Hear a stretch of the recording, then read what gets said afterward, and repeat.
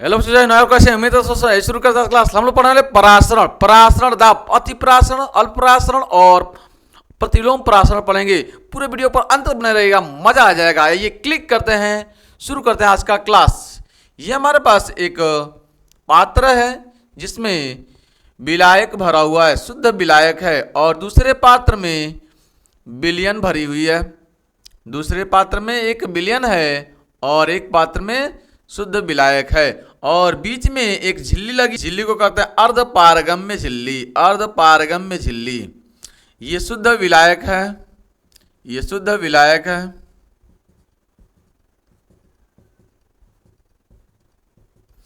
और ये हमारे पास विलयन है।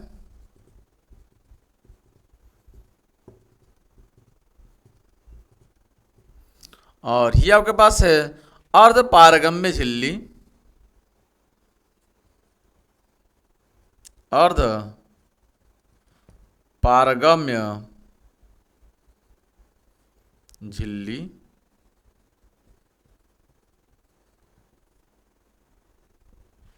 यह शुद्ध विलायक है।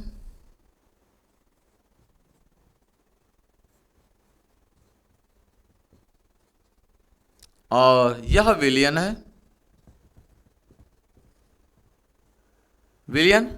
ये झिल्ली कैसी है? ये अर्धपारगम्य झिल्ली कहते किसे हैं? तो ऐसी झिल्ली जो केवल विलायक के कण अपने अंदर से गुजरने दे। ये ऐसी झिल्ली, ऐसी झिल्ली जिसमें से केवल विलायक के कण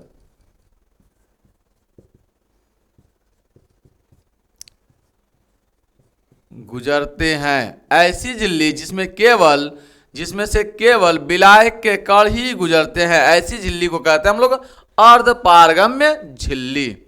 विलय के कण इसमें से नहीं गुजर सकते हैं। तो ऑस्मोसिस परासरण क्या है?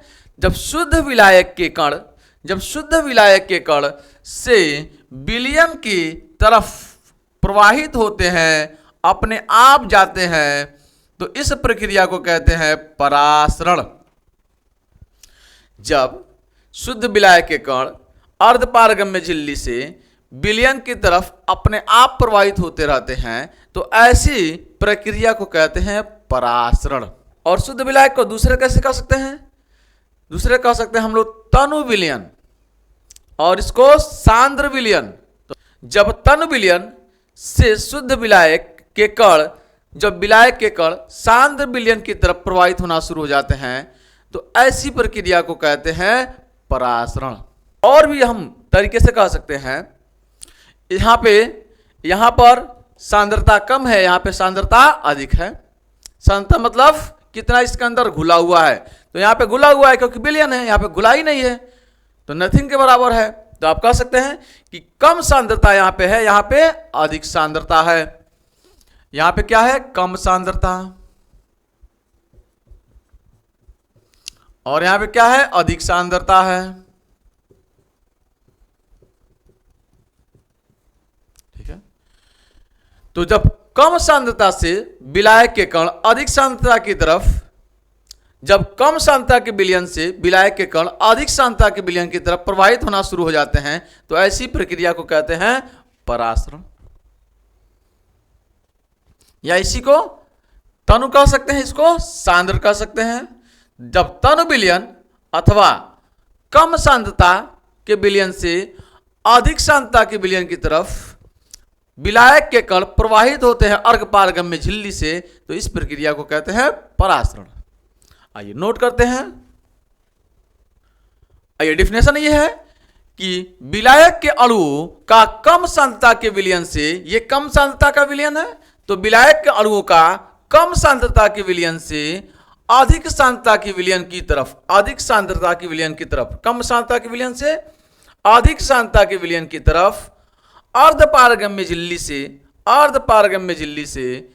ठीक है, अर्धपारगम्य झिल्ली में से प्राकृतिक प्रवाह परासरण कहलाता है। अभी परासरण के बाद परासरण दाब, ऑस्मोसिस प्रेशर किसे कहते हैं? तो ये परासरण की प्रक्रिया हो रही है। अब हम एक काम करते हैं, यहां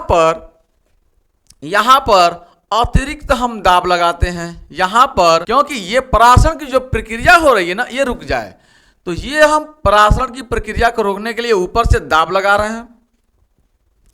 तो अधिक सांद्रता के विलयन में अतिरिक्त दाब लगा दिया जाए जिससे कि परासरण की प्रक्रिया रुक जाए, तो इस दाब को कहते हैं परासरण दाब। इस दाब को कहते हैं परासरण दाब। यहां से हम क्या लगा रहे हैं, दाब लगा रहे हैं, प्रेशर लगा रहे हैं ऊपर से। तो यदि परासरण की प्रक्रिया हो रही है और उस प्रकार परासरण की प्रक्रिया को रोकने के लिए आप विलयन की तरफ अतिरिक्त अगर दाब लगाते हैं तो यह परासरण की प्रक्रिया रुक जाए, तो इस दाब को कहते हैं परासरण दाब, ऑस्मोसिस प्रेशर। आइए नोट करते हैं। तो ये परासरण दाब की परिभाषा में लिखा है, ऑस्मोसिस प्रेशर का कि विलयन की ओर अतिरिक्त दाब लगाकर परासरण की प्रक्रिया को रोकने वाले दाब को ही परासरण दाब कहते हैं। परासरण दाब कहते हैं, ऑस्मोसिस प्रेशर कहते हैं। इसे हम लोग पाई से प्रदर्शित करते हैं, किससे, पाई से डिनोट करते हैं। और पाई दो बातों पर निर्भर करता है, नंबर 1 सांद्रता पे और नंबर 2 तापमान पे। आइए इसका फॉर्मूला देख लेते हैं। तो पाई यहाँ पे दो चीजों पर डिपेंड करती है। पाई अनुक्रमानुपाती होता है सी का मतलब सांद्रता पे, सी का मतलब सांद्रता कॉन्सेंट्रेशन पे, और दूसरा पाई डिपेंड करती है तापमान पे, टेम्परेचर पे, तापमान पर। अगर इन दोनों को मिलाएंगे तो पाई अनुक्रमानुपाती हो जाएगा सी टी। अनुक्रमानुपाती का चिन्ह लगाएंगे तो नियतांक जोड़ते हैं आर, क्या जोड़ते हैं आर सी टी, जहाँ आर क्या है, एक नियतांक है, जहाँ पे आर क्या होता है, आर एक नियतांक है, आर एक नियतांक है। और यहाँ पे हम लोग इससे सवाल न्यूमेरिकल सॉल्व करेंगे। अब एक चीज देखते हैं इसके बाद, अति परासरण, अल्प परासरण और प्रतिलोम परासरण। तो सबसे पहले प्रतिलोम परासरण हम देख लेते हैं। तो अगला पॉइंट है प्रतिलोम परासरण, रिवर्स ऑस्मोसिस किसके कहते हैं।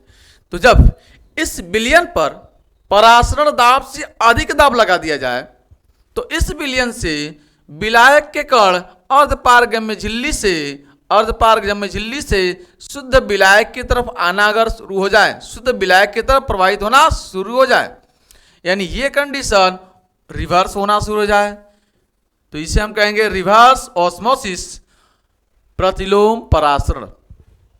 परिभाषा में लिख रखा है कि यदि विलयन पर उसके परासरण दाब से अधिक दाब लगा दिया जाए, इस विलयन पर परासरण दाब से अधिक दाब लगा दिया जाए, तो विलयन से विलायक के कण इस अर्धपारगम्य झिल्ली से शुद्ध विलायक की तरफ जाने लगते हैं, शुद्ध विलायक की तरफ प्रवाहित होने लगते हैं। इस प्रक्रिया को प्रतिलोम परासरण कहते हैं, रिवर्स ऑस्मोसिस कहते हैं। ठीक, आगे हम देख लेते हैं। अगला पॉइंट है समपरासरण, अति परासरण और अल्प परासरण। समपरासरण किस कहता है, जब दो विलयन हो और दोनों पर परासरण दाब समान हो, यानी पाई 1 और पाई 2, दो विलयन हो और दोनों विलयनों का परासरण दाब समान हो, तो इसे हम कहेंगे समपरासरण। दूसरा अति परासरण, जब दो परासरण दाब हो, दो विलयन हो और दोनों पर परासरण दाब, यह है पाई 1 पाई 2, और यदि पाई 1 अधिक है तो इसे हम कहते हैं अति परासरण, और इसमें पाई 2 कम है तो इसे हम कहेंगे अल्प परासरण। तो इसे हम कहेंगे अल्प परासरण और इसे हम कहेंगे अति परासरण। जिसका परासरण दाब अधिक उसको अति परासरण, जिसका परासरण दाब कम उसको अल्प परासरण, और दोनों के जब परासरण दाब बराबर हो तो हम उसे समपरासरण के नाम से जानते हैं। तो ये रहा का पूरा लेक्चर, ये चैप्टर यहाँ पर समाप्त हो रहा है। आगे हम बात करेंगे इसके न्यूमेरिकल को लेकर। अगर चैनल पर नए हो तो चैनल को सब्सक्राइब कर लीजिए, बेल आइकन को प्रेस कर लीजिए। Thanks for watching this video. जय हिंद, जय भारत।